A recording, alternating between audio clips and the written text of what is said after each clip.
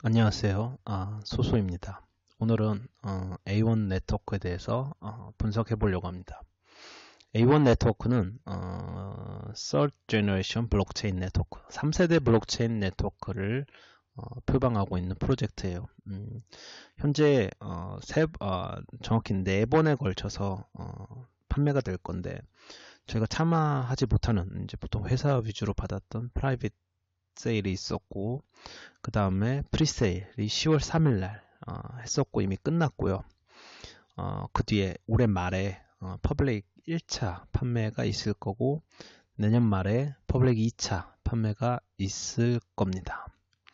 그래서 프리세일은 10월 3일에 있고, 전체 토큰 생성 숫자는 4.65억 개.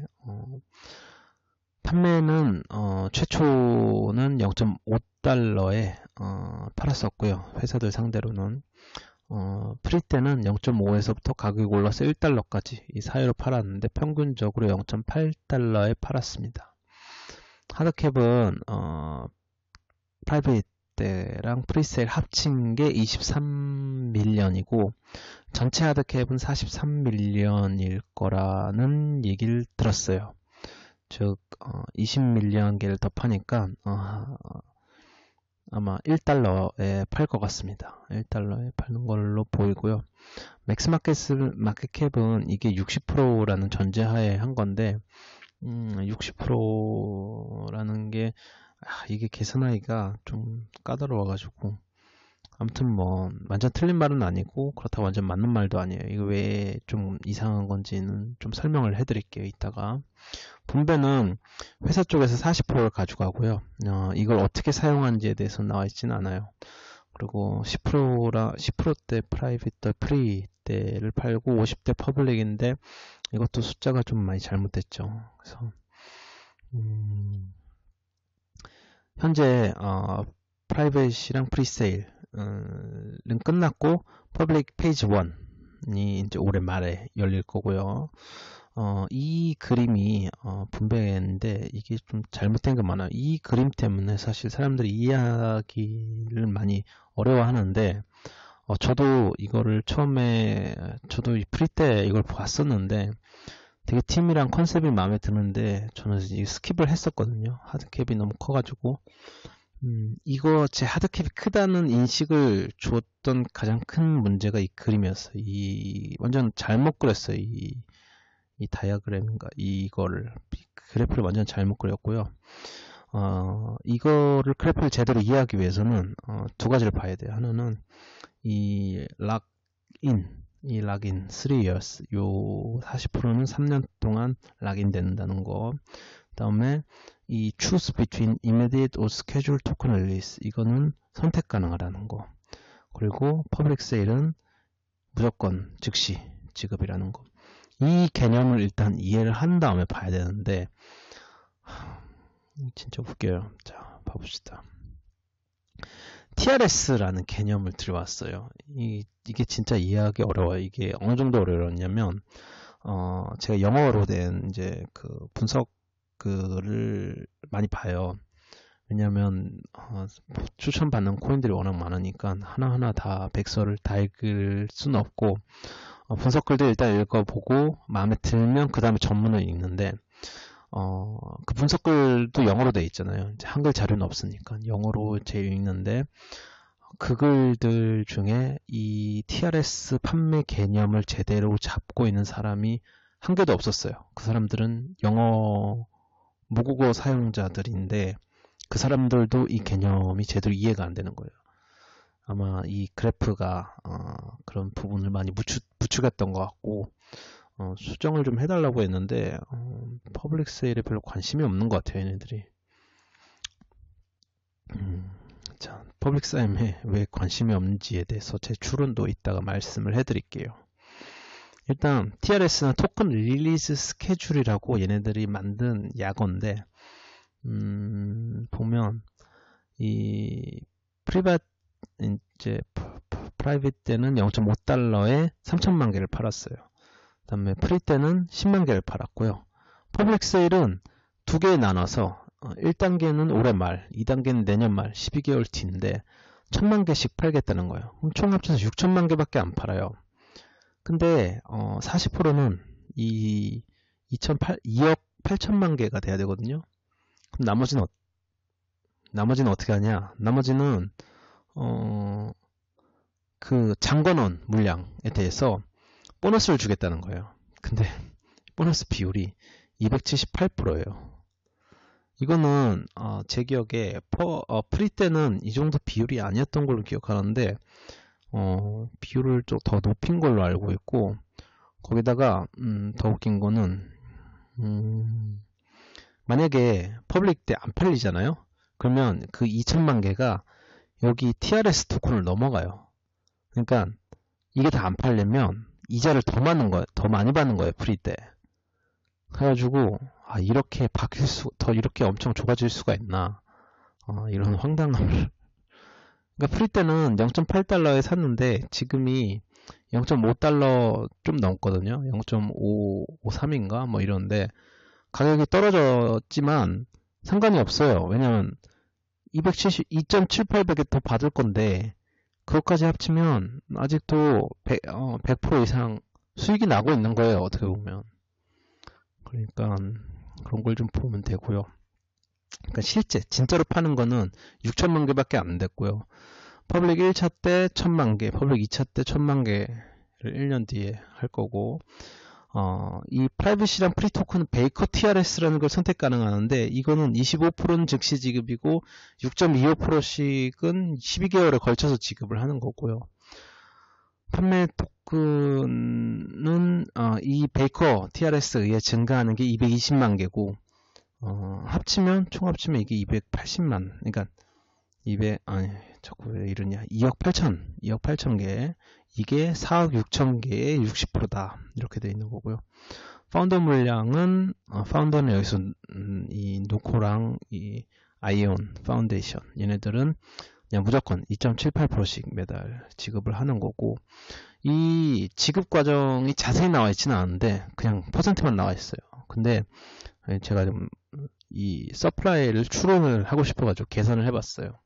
일단 퍼블릭 1차는 무조건 지급이니까 1000만 개는 퍼블릭 1차 이후, 그러니까 올해 말 때 1000만 개 바로 나와요. 바로 나오고, 그 다음에 프리 때 들어간 사람들은 프리나 프라이빗 때 들어간 사람들이 4천만 개잖아요. 그러니까 25%, 1000만 개는 즉시 이미 받은 상태고, 이제 매달 받는 건데, 그러니까 초창기 서플라이는 2천만 개 정도라고 보면 되고요. 여기서 문제가 뭐냐면 2억 2천만 개의 보너스가 있는데, 이거를 2억 2천만 개의 보너스를 언제 지급할 거냐, 이거. 그러니까 매달 만약 추가로 지급한다면 매달 1,500만 개가 더 지급이 되는 거고요. 그게 1년 후 지급 같은 경우면 그런 거 같은 경우는 이제 숫자가 이제 250만 개로 줄어들죠. 네, 250만 개로 줄어드는 거고. 그래서 그런 아마 1번일 확률이 높을 것 같은데 정확하게는 나와 있는 자료가 없고, 그래서 파운더 같은 경우에 500만 개가 이제 매달 풀리는 거고요. 베이커는 1500만 배 혹은 200만 개, 둘 중에 어느인지 모르겠어요.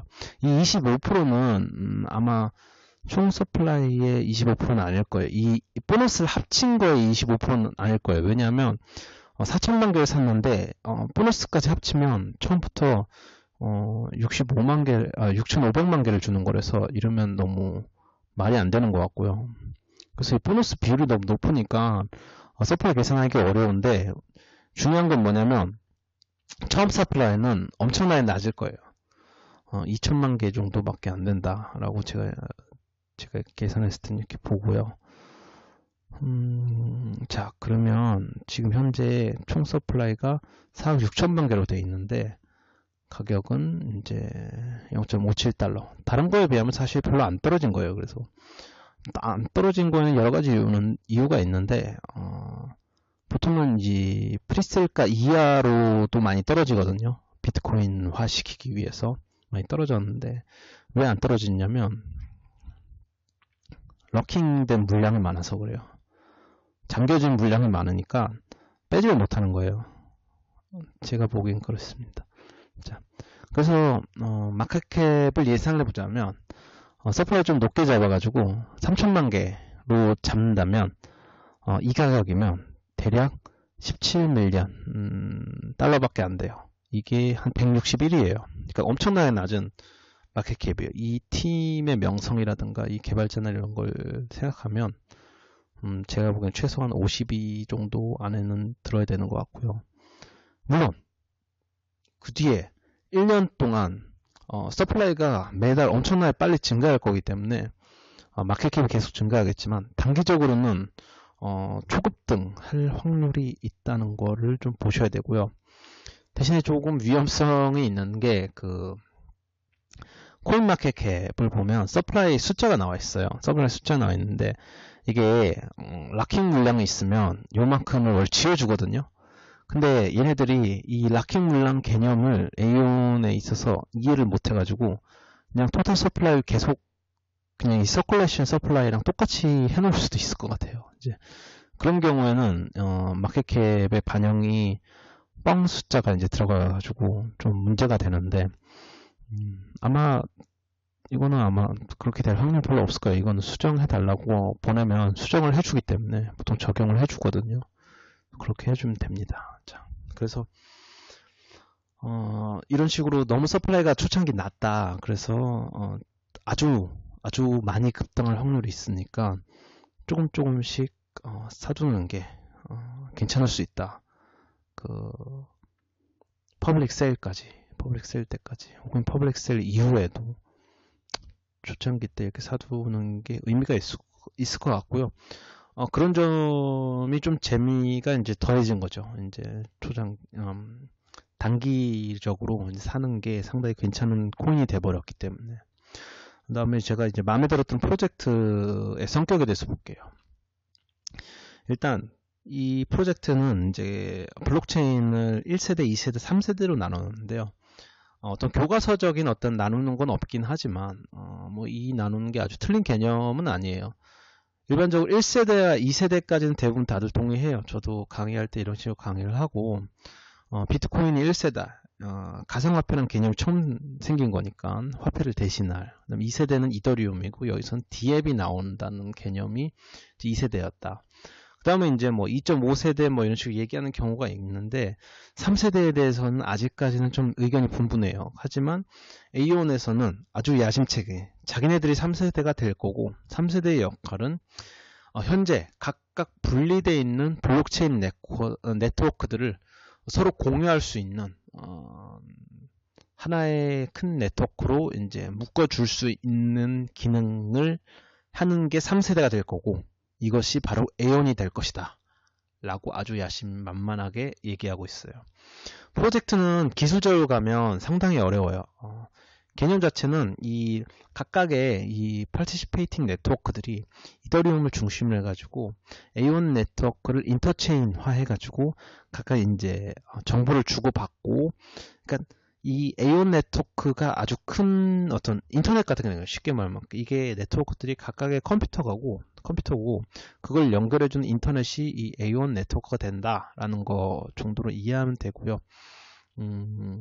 자, 로드맵은 보면 올해는 큰 게 없고 내년부터 에온 페이지 1, 2를 내년에 하고 3 이제 완성이 2019년에 된다. 그래서 내년과 내후년 대략 2년 정도의 개발 과정을 잡고 있고요.